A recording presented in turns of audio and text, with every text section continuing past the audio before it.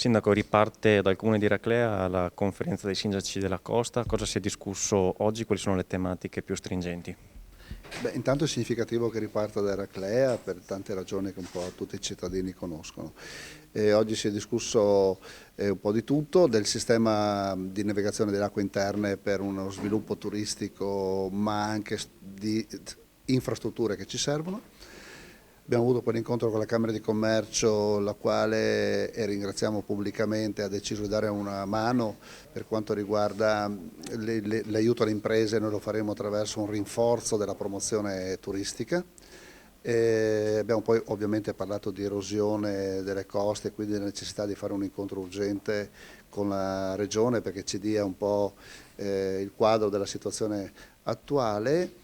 La progettualità per il 2020 da presentare alla Regione, con una forte componente promozionale ma anche di analisi delle infrastrutture eccetera, e poi fino a una piccola iniziativa insomma, che potrebbe essere utile per la qualità forse del prodotto, cioè di questi non fumo nelle spiagge o comunque non mozziconi a terra, che vedo che Striscia sta puntando molto, e anche se sembra una cosa leggera in realtà è suggestivo il fatto, se volessimo farlo insieme, presentarsi tutte assieme come Costa Veneta. Tra le cose discusse si è parlato delle esigenze che sentono più stringentemente le località costiere. Quali sono quelle che sentite di più?